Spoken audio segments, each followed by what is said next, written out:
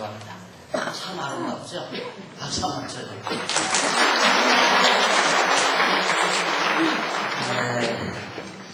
제가 권사님들에게 바람이 있다면 아주 고매한 모습으로 차분하게 여생을 보내시는 나긋하신 권사님들의 모습을 늘 연상에 뇌리에 그리고 있습니다.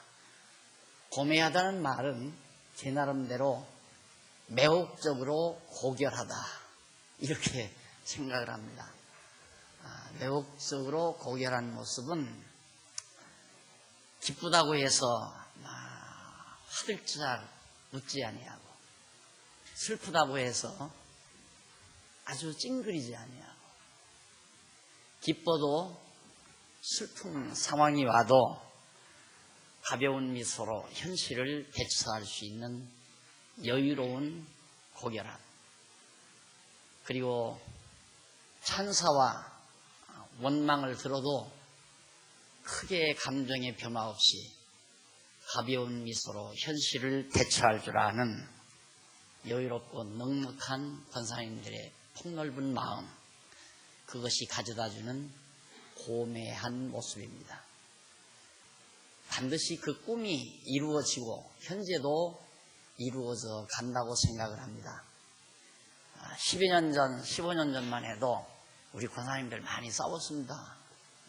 연세가 드셔도 싸우고 젊어도 싸우고, 근데 요즘 거의 그게 없이 오손도손 아름답게 그렇게 보내시는 모습이 목회자로서 한없이 흐뭇하고, 오늘 이렇게 한 자리에 모두 다 같이 있는 모습을 보니까 더없이 정말 이쁜 게 아니라 아름답습니다. 진짜 아름답습니다. 감사합니다. 이제 우리 하나님 말씀 보십시다. 140편 보시겠습니다. 시편 140편.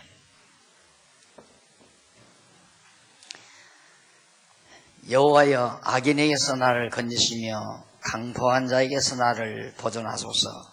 저희가 중심의 해하기를 꾀하고 싸우기 위하여 매일 모이오며 뱀같이 그 혀를 날카롭게 하니 그 입술 아래는 독사의 독이 있나이다.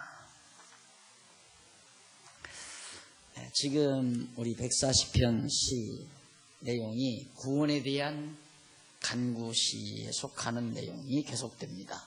37편부터가 하나님 우리를 구원해달라는 간구를 찬양하는 시인데, 지금 140편 계속되는 악인에게서 구원해 주시고 악인을 멸하기를 간구하는 기도를 찬양으로 기도송을 하는 내용입니다.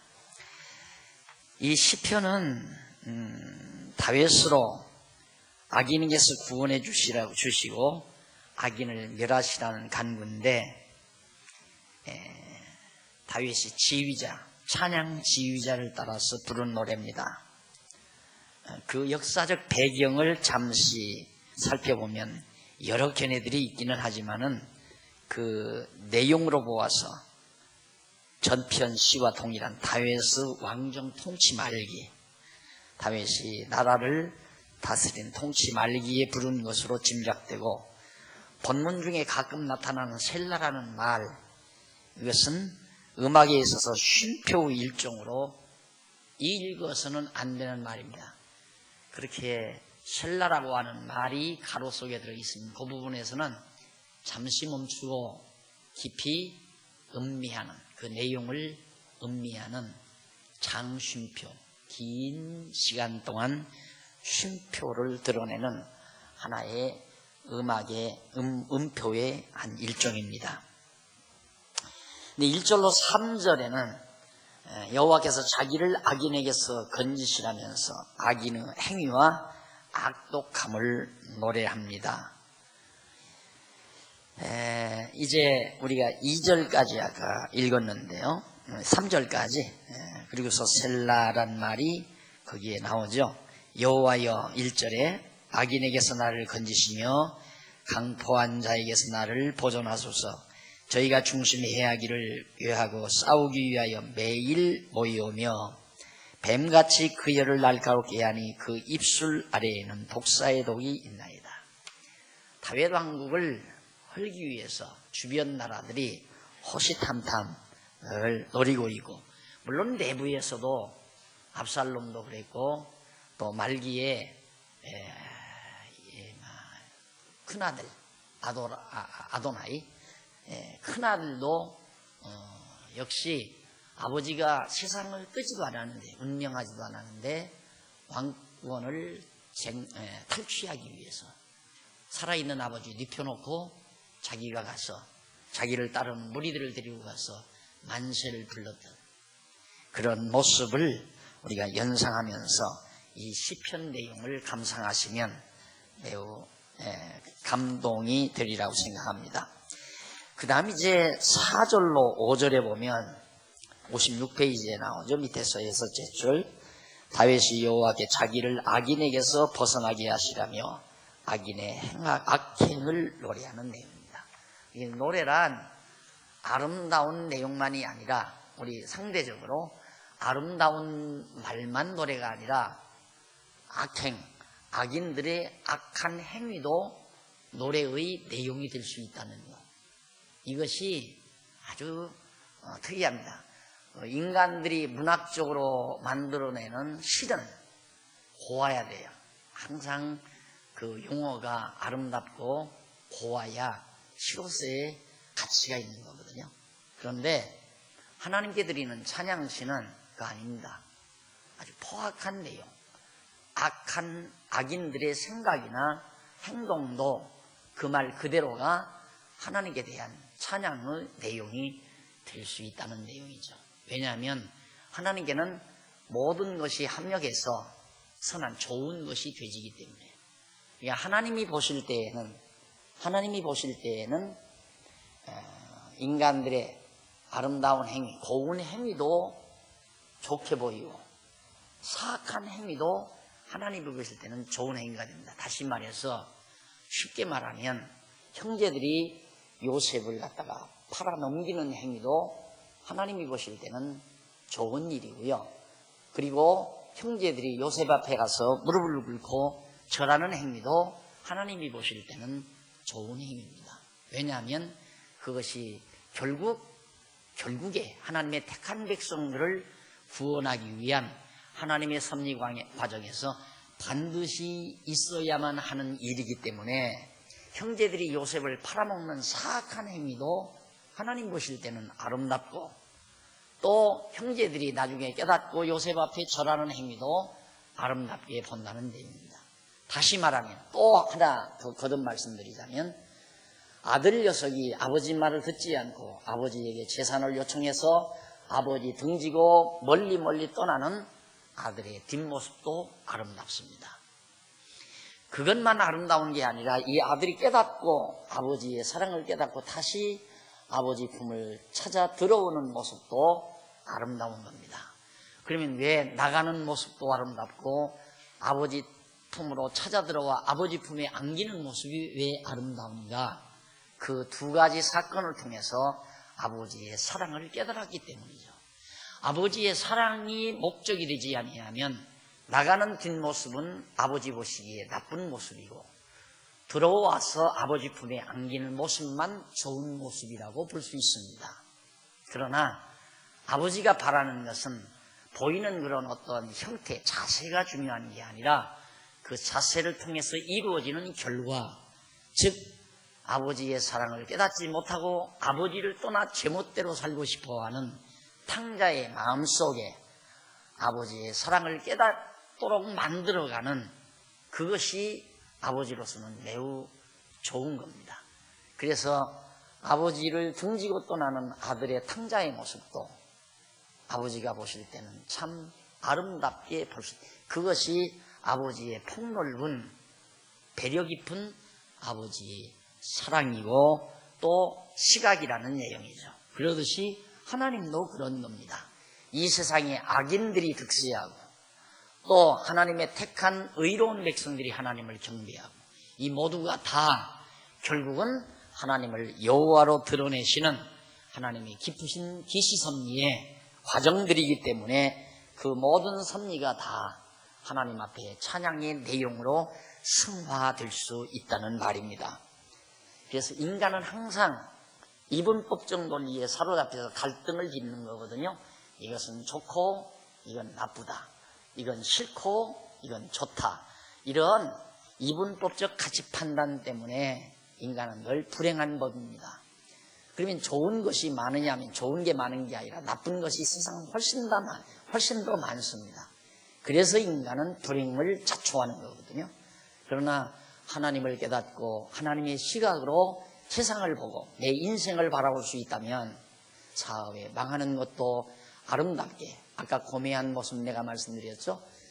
망하는 상황 속에서도 풍분하거나 괴로워하거나 몸부림치는 비열한 모습을 보이지 않고 하나님을 의지하고 가벼운 미소로 그 고통을 참아 넘기는 아름다운 모습이야말로 참으로 인생을 고매하게 가다듬어가는 깊이 있는 삶이 아니라고 할 수 없다는 내용이죠.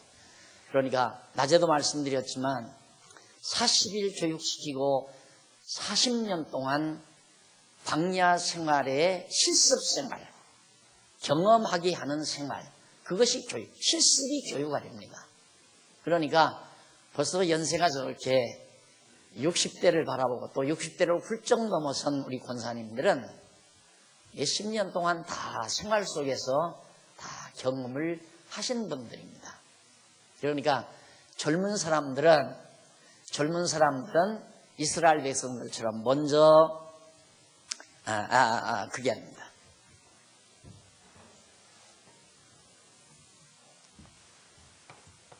여기가 홍해예요. 홍해. 여기 애굽이죠. 애굽. 여기 광야고. 애굽에서 400년이에요. 400년. 네. 그리고 홍해 건너가지고 시내산에서 여기서 40일. 이걸 포함해서 광야 여기까지가 40년이에요. 40년. 이 40년 속에 시내산 생활 40일이 포함된 거죠. 그럼 보십시다. 애굽에서 모진 고난을 겪으며 삽니다. 종노릇하며 살죠. 살고 건너와서 여기서 그때야 배웁니다. 그러니까 이미 실습을 먼저 하고 그 실습, 과거 살아온 역사를 해석할 수 있는 기본 원리, 이론을 시내산에서 배우는 거죠. 그러니까 이 사람들은 살아온 다음에 배우는 거고, 그 다음 광야에서 태어나거나 홍해바다 건널 때 20세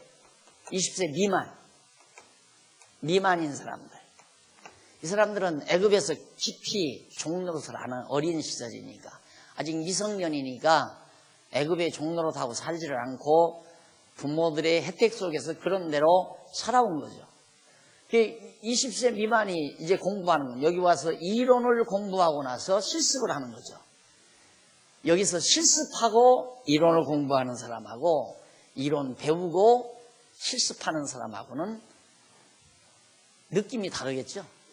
예를 들면 지금 우리 권사님 같은 연세 많으신 권사님들은 모진 세상 다 살고 나서 말씀을 접하니까 맞다 이 말입니다. 틀림없구나. 그러니까 살고 나서야 말씀을 깨달은 거예요. 그러니까 생활이 정리가 되는 거죠. 그게 더 확신이 오는 거예요. 이미 경험을 이론에 의해서 해석하고 보니까 틀림없다 이 말이죠. 그러나 불리한 입장이 뭐냐면 이론부터 배운 요즘 이제 우리 젊은 세대들, 야 그렇겠다, 정말 그럴까? 그럴지 몰라, 이 차원이죠. 그럴 거야, 그렇다, 맞아, 그래, 이러는 게 아니라 그럴 것 같아, 정말 그럴까? 이론적으로 봐서는 그럴 것 같으니까 정말 어쩌면 그럴 거야, 그럴는지 몰라, 이 차원이에요. 그런데 그렇다, 정말 그렇네, 정말 맞다 살아가면서 그게 돼요. 실습하면서 정말 맞네, 정말 맞구나, 야 진짜 맞다, 야 진짜 맞다, 이러면서 신앙이 자라나가는 거죠. 그러니까 일장일단이 있어요. 살아보고 나서 늦게야 우리 장로님들도 늦게야 이제 접해서 말씀을 깨달았지만 늦게야 말씀 접하고 깨달으면 그냥 뭐 오랜 시간 필요 없어요. 맞다. 이미 경험해서 딱 이론 배우니까 이봐 틀림없구나. 맞다. 그런데 젊은 사람들은 안 그래요. 그래서 아무리 공부해도 정말 그럴까? 어쩌면 그럴지 몰라. 안 믿어지니까 때로는 세상 밖으로 나가서 멋대로 살아보고 신앙생활도 좀 등한히 해보고 자기 생각대로 살려고 노력도 해보고 그러다가 한번 코다치고 나면 정말 그렇네. 정말 배운 대로 정말 그렇구나. 어쩌다가 그렇게 된 거 아닐까? 이게 이제 이 젊은들이 자라난 젊은 어쩔 수가 없어요. 아무리 젊은 사람들에게 내가 밤을 지새우면서 그렇다고 아무리 얘기해도 자기가 직접 체득을 안 하기 때문에 확신이 안 와요. 그래서 하나님께서는 그 확신이 오도록 경험하게 하기 위해서 앞으로 10년도, 20년도, 30년도, 40년도, 50년도, 60년도 이게 다 이 시간이 필요한 거예요.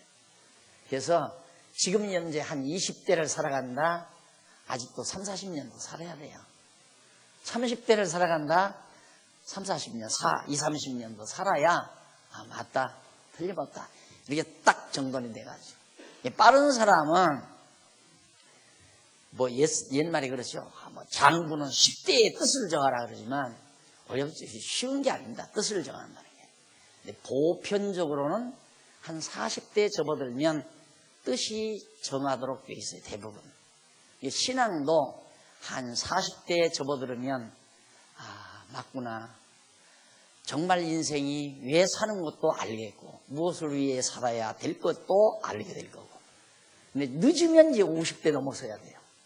그래서 거의 아무리 좀 고집이 세고 세속적인 생각이 강해도 60대에 접어들면 그때 접어들면 이 진리 못 붙들면 그냥 포기해버리고 갑니다. 야, 인생이 참 허무하구나.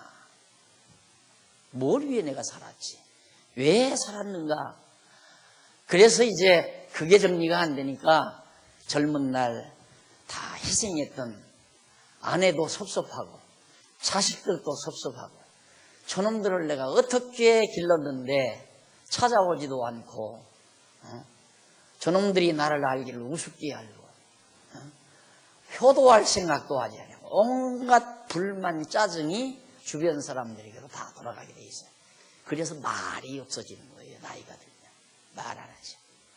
좋은 일 봐도 좋은 일 모르고 나쁜 일 봐도 나쁜 일. 이 새끼들아 살아봐라. 젊은 사람들이 이 새끼들아 살아봐라. 그래 자식이 잘 되는 것도 부모들이 꼴을 못 봐요. 왜? 삶의 목적을 못 잡고 결국 살고 나니까 허무하거든요. 세상이 허무하잖아요. 나는 점점 늙고 병들어가는데 자식놈들은 펄펄해가지고 좋은 차 타고 좋은 옷 입고 좋은 건 먹고 마음껏 즐기는데 나는 뭐냐 이거. 저놈들 뒷바라지를 하느라고 죽도록 살았는데 저놈들이 나를 알기를 늙었다고 우습게 알고 찾아오지도 않고 잘 돌보지도 않고 그래서 다 사람들이 귀찮아지. 그래서 말이 없어져 버리고 그러니까 이제 남에게 조금이라도 자존심 꺾이는 건 볼 수가 없고요. 그래서 젊은 날 말씀을 공부하는 것 안 하는 사람보다는 훨씬 낫죠. 왜? 살면서 깨달아져 가니까. 그런데 젊은 날 못 깨닫고 예를 들어서 50대에 이제 말씀에 접해서 진리를 깨달았다? 그럼 50대까지 다 살고 나서야 내가 신직이 젊어서 내가 이 말씀을 배웠으면 내 인생이 달라졌을 건데 이렇게 생각하죠.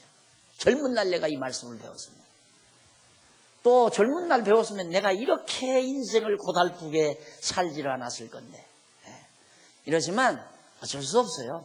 하나님이 정하신 때에 다 깨닫게 하고 접하게 하고 인도에 가시는 거니까. 그래서 하나님 보실 때에는 다 광야에서 400년 종살이 시키는 과정도, 홍해바다 사건도, 시내산 사건도, 이 광야, 이번 갔다 오신 분들은 직접 봤지만, 이게 사람 살 곳이 아니에요. 아무것도 없어요, 그냥. 아무것도. 내가 이번에 가서 이제, 확실히 사막과 광야를 구분 지을 수 있도록, 이제 실제 이렇게 현실을 봤는데, 사막은 그냥 모래만 쫙 한 거.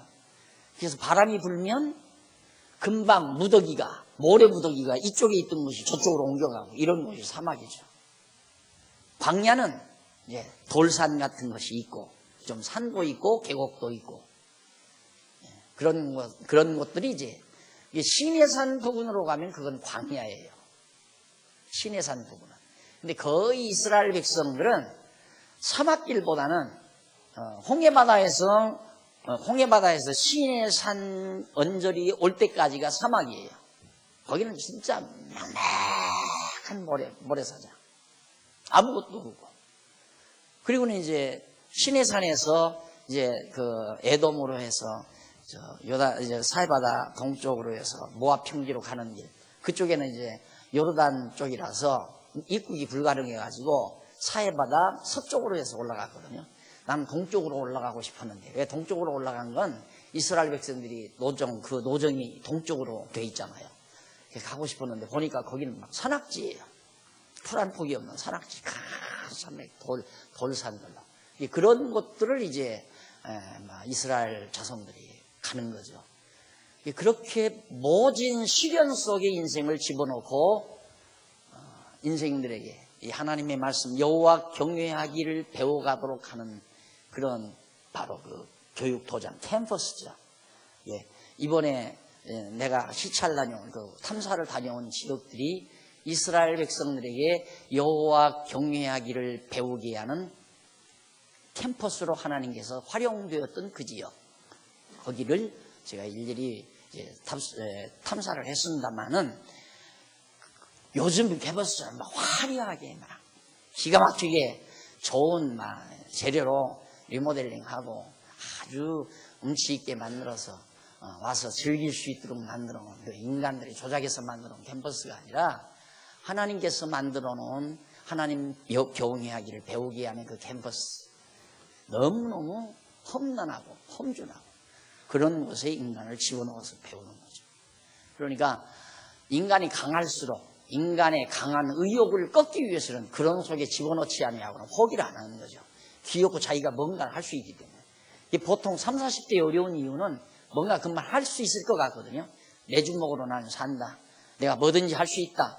이 기운이 펄펄 나고 아이디어가 팽팽 돌고. 그러니까 하나님 여호와 경외할 필요가 뭐 있어요? 경외한다는 그 자체가 귀찮죠. 그러니까 참 30, 40대가 어려운 때예요. 그러나 이 고비 지나서 회사에서 눈치 슬슬 보기 시작하면 이건 내가 이렇게 형편없는 존재인가. 그 다음부터 이제 인간의 본질, 인간 자기 자신의 본바탕을 들여다볼 수 있는 그런 과정으로 접어들어야, 그래야 이제 여호와 하나님의 말씀이 이제 귀에 들어오게 되고 생각을 하게 되고, 하나님은 그렇게 어려운 고비고비 상황 속에서 그런 모든 것들을 찬양하게 하는. 그래서 다윗의 찬양 보면 종살이 했을 때의 일도, 홍해바다 건넜을 때의 일도, 이 모든 과정도 다 찬송으로 승화가 돼요. 이게 놀랍잖아요. 오늘 우리는 그 아름다웠던 시절만을 시집에 담잖아요. 그 시를 노래를 한다고 하는 것은 아름다운 상황만을 떼가지고 노래를 하죠. 고통을 찬양으로 승화시킬 수 있는 능력이 없는 거예요. 어디에서도 있을 수가 없죠. 내가 멸시받고 천대받고 사업 다 망해서 친구 다 배신당하고 그런 과정을 정말 노래할 수 있는가? 보통 사람들이 그걸 노래할 수 있는가? 여호와 아는 사람은 그 노래로 담는다 이 말이에요. 승화시킬 수 있다는 얘기지. 아름다운 노래로 승화시킬 수 있다는 거예요. 그러니까 하나님을 경외하는 자에게는 비극의 역사란 없어요. 그것이 다 아름다운 역사로 승화되는 것이죠. 총리의 자리에 앉아있는 요셉이 형들로부터 팔림을 받았을 때 그것을 증오하고 그것을 미워하고 그것을 분통했겠나? 그걸 분통하고 계속해서 증오했다면은 형제들 다가왔을 때 여봐라, 이놈들을 당장 처치하거라 한마디 하면 끝났을 거 아니겠어요. 자기가 먼저 울어버리잖아요. 자기를 팔아버린 형제들을 보고 울어버리잖아요. 그리고 뭐라고 그래요? 나중에 들통나니까 형제들이 큰일 났거든요.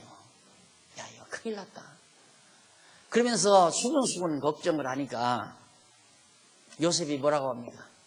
형제들은 나를 미워서 팔았지만은 하나님은 이것을 선으로 바꾸사 오늘 우리 모든 가족들이 굶어 죽지 않고 잘 살도록 인도해 주셨습니다. 형님들 아무 걱정하지 말고 형님들 자녀들까지라도 내가 책임지고 잘 기르겠습니다. 너그럽게 용서하잖아요. 이것이 고매한 부분입니다. 그러니까 여호와 하나님을 경외하는 이 삶이라는 게 얼마나 우리 인간을 정말 아름답게 바꾸어 놓는가. 고난의 역사를 아름다운 역사로 승화시켜 노래할 수 있다면 우리에게 불행이라는 게 어디 있겠어요? 불행스러워서 밤새껏 잠 못 이루고 정말 뒤적일 때가 어디 있겠느냐 이 말이죠. 날마다 감사와 찬송뿐이지 범사에 찬송할 것뿐이지 모든 고난의 삶 우리가 살아온 역경의 삶들이 아름다움으로 승화된 노래로 내 심령 속에서 작용할 때 그것이 행복이지 뭡니까? 바로 그래서 다윗이 이 고난의 모습들을 하나님 앞에 찬양으로 엮어가는 겁니다. 6절로 8절에 보면 자기 간구를 들으시고 악인의 꾀를 이루지 못하게 하시라고. 악인들이 암만 난리쳐도 악인들이 별하별 잔꾀를 부려도 그거 다 이루지 못할 것 다윗이 알아요. 왜? 다윗 왕가가 영원하도록 하나님께서 언약해 놓으셨는데 다윗이 별하별 장난하면 무슨 필요가 있어요? 우리도 그러잖아요. 지금 뭐 중국이 뭐 일어서고 난리를 치고 뭐 온 세상을 거머잡기 위해서 지금 미국이 난리를 치고 유대인들 세계 10대 재벌 중에 4명이 유대인이래요. 그 쓸모없는 땅 진짜 가보면 하나 쓸모가 없어요. 우리나라 사람은 하나도 쓸모없어요. 하나 쓸 수가 없어요. 그런 땅 그것도 다 차지한 게 아니라 얼룩무늬처럼 여기 조금 저기 조금 이렇게 차지하고 거기서 이제 아랍인들하고 대처하고 그것도 한계를 딱 보아서 여기서 이쪽은 유대인 이쪽은 아랍인 그러면 여기만 잘 조심하면 되잖아요. 근데 그게 아니라니까. 여기는 유대인 여기는 아랍인 여기는 또 뭐 아랍인 여기는 유대인 이런 식으로 두근두근 이런 식으로 살아나니까 이 얼마나 불안해요. 그렇게 아랍인들하고 대처하고 사는 유대인인데 세계 굴지의 10대 재벌 가운데 4개가 유대인 재벌이라 이 말이죠. 근데 마침 나갔을 때 부시가 거기 왔더라고요. 부시 대통령. 가이드가 안내를 해줘요. 부시가 지금 온 것은 정치자금을 받기 위해서 왔다 이거예요. 한번 썩 왔다 가므로 누가 절절매니까 아랍인들이 겁을 먹으니까 부시가 이스라엘에 왔단다. 이거 하나만으로도 유대인들은 굉장히 방어력을 얻는 거예요. 방어력이 생기는 거죠. 감히 아랍인들이 함부로 유대인들을 덮치지 못한다. 그런 공갈 협박조의 정치적인 내면을 가지고 부시가 턱 비행기 타고 날라와서 한번 들려가는 거예요. 그러면 그 재벌들이 이제 정치자금 하라고 또 대준답니다. 다 그 재벌들이 형님 좀 한번 이스라엘 다녀오십시오. 뭐 별로 와야 될 일도 없는데 온 거예요. 쉽게 말하면 돈 가지러 온 거죠. 그럼 그냥 돈 줍니까? 다 이용같이 있으니까 돈 받는 거예요. 나 같으면 그 돈 안 받아요. 나 같으면 이게 돈 받는 부시가 얼마나 처절하게 여러분 보입니까? 참 불쌍하죠? 거지 용돈 받는 거나 똑같아요. 그 받아 먹었을 때는 나중에 뭔 말 하게 되면 아니라 할 수 없잖아요. 아 형님 일 그렇게 처리하시면 되겠어요? 이렇게 좀 하시죠. 받아 먹었으니까 뭐라고 해요? 알았어, 좀 생각해 볼게, 좀 기다려. 그래가지고 이라크 친 거 아니에요, 다 그런 것 때문에. 그러니까 그렇게 생난리를 쳐도 우리 생각은 뭡니까? 다 이번 여름에 배울 게 그거예요. 세상 나라 멸하시고 성민 나라 세우신다. 이게 이제 다니엘서가 주는 하나님의 말씀이거든요. 다 하나님의 권능 앞에 멸할 세력들이에요. 물론 앞으로 유대인이 세상을 지배하죠, 당분간. 성경에 보면 그렇게 돼 있어요. 유대인이 지배하도록 돼 있는데, 지배하면 뭐예요? 다 하나님께서 마지막 한 번에 다 세상 나라 멸해버리시고 하나님의 영원한 나라, 하나님의 교회로 하여 승리케 하시는 놀라운 하나님의 섭리가 우리에게 있기 때문에, 다시 말해서 요셉이 형들에게 팔릴 때는 참 억울하고 속상하고 사랑하는 부모 곁을 떠난다는 게 너무너무 안쓰럽고 그랬겠지요. 그러나 요셉은 꿈이 있어요. 하나님께서 보여준 계시가 있단 말입니다. 장차 형제들이 너에게 다 절한다. 계시 받았잖아요, 꿈으로. 형님들이 안 만나 팔아도 언젠가는 당신들이 내 앞에 와서 절을 할 겁니다. 그 꿈 때문에 요셉은 당당하게 팔려가요. 그리고 남의 집에 가서 종로로도 당당하게 해요. 억울하게 감옥에 갇혀도 당당하게 감옥 생활을 해요. 그런데 하나님의 계획대로 그대로 총리가 되잖아요. 형제들이 와서 절해버리잖아요. 하나님의 계획대로 된 거예요. 오늘 우리도 그런 걸 보면 참 우리 모습이 초라하죠. 어떤 사람은 이렇게 비행기 한번 타고 쓱 지나가면 엄청난 돈이 주머니에 생기고 그걸 가지고 세상을 주무르고 미국 정계를 뒤흔들고, 야, 사내답게 산다, 한번 해보고 싶다. 사나이 가면 누구가 왜 그런 꿈인들 못 가져보겠습니까? 그러나 전혀 부럽지 않는, 그렇게 하고 다니는 주제꼴이 처량하고 가소롭게 보이는 시각은 웬일입니까? 이유는 간단합니다.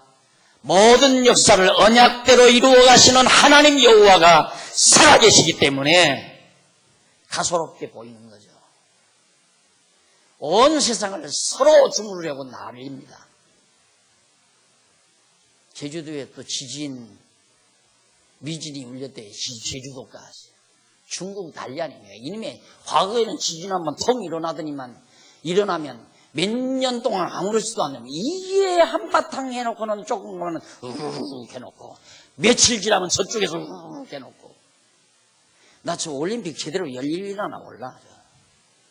두려워서 누가 가겠어요? 관광객들은 거의 안 갈 거예요. 그러니까 한국에서는 좁아가지고, 야, 중국으로 와서 잠깐 구경하고 한국에 와서 다 즐길 거다. 즐길 거다. 우리 관광 호황 맞았다. 그리고 또 좋아한다는데, 참, 좋아할 것 같고 좋아해야지. 다윗이 적어도 이렇게 대적들이 온갖 책략을 꾸며도 그것을 증오하거나 시기하거나 분노하지 아니하고 그걸 하나님 앞에 노래로 승화시키는 것은 정말 시인 중에 시인입니다. 하나님 여호와를 경외할 줄 아는 참 신령한 시. 그것이 6절로 8절에 기록된 내용인데요. 한번 내가 읽어보십시다.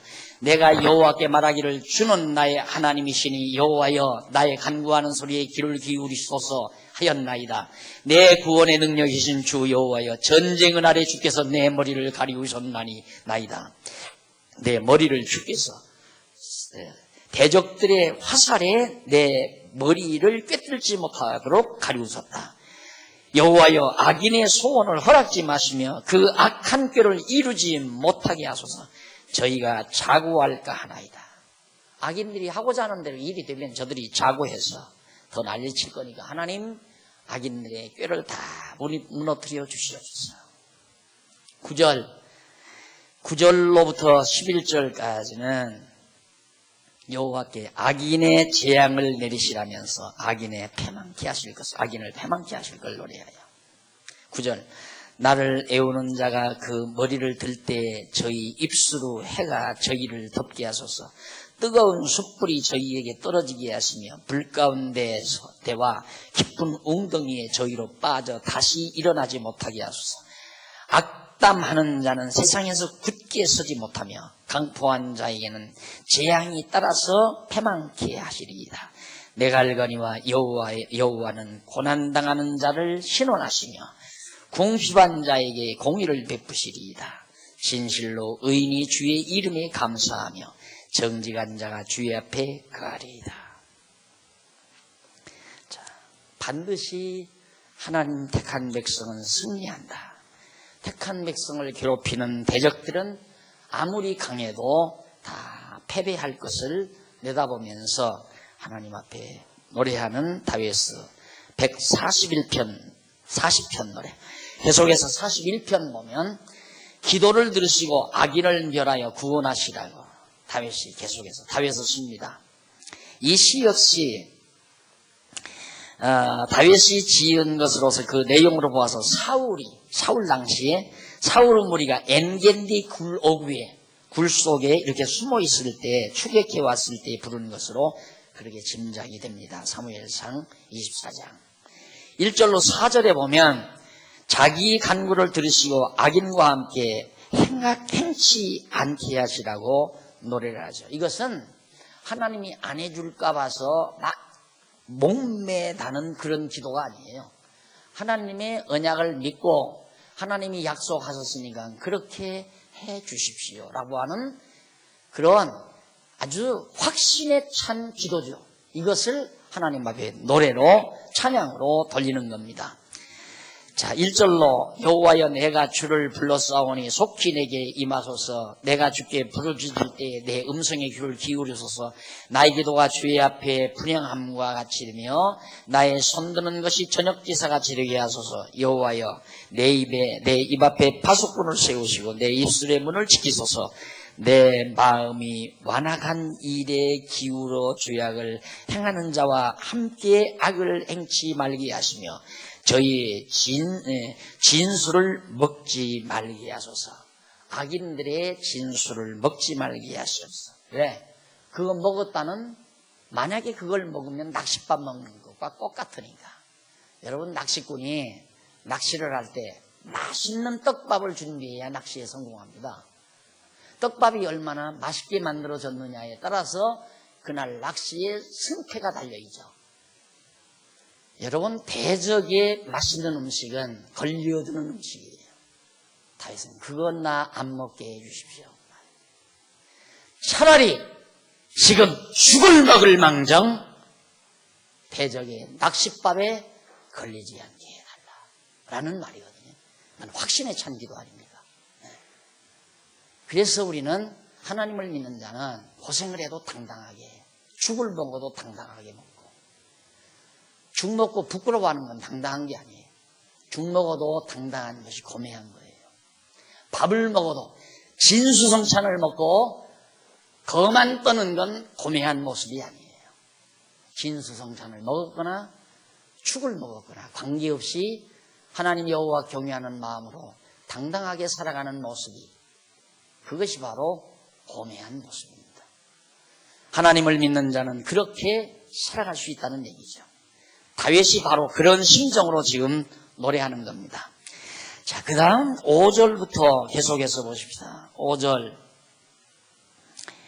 5절에 보면 악인이 나를 칠지라도 은혜로 여기며 책망할지라도 머리의 기름같이 여겨서 내 머리가 이를 거절치 아니할지라. 저희의 재난 중에라도 내가 항상 기도하리이다. 악인들이 핍박하고 악인들이 조롱하고 그것 때문에 괴로워하고 몸부림치는 게 아니라 그걸 다윗은 즐긴다 그 말이에요. 즐긴다. 예를 들면 어리석은 악인이 자꾸 나를 몰라보고 나를 비수하고 나를 욕하고 하면 무게 있는 사람이라면 비수할 수밖에 없죠. 이놈 가본다. 야, 손 치우거라. 야, 걷어치워라. 그러나 붕통 터지는 사람은 그냥 날아가 버리죠. 돌이 날아가거나 주먹이 날아가거나 발길질이 날아가거나.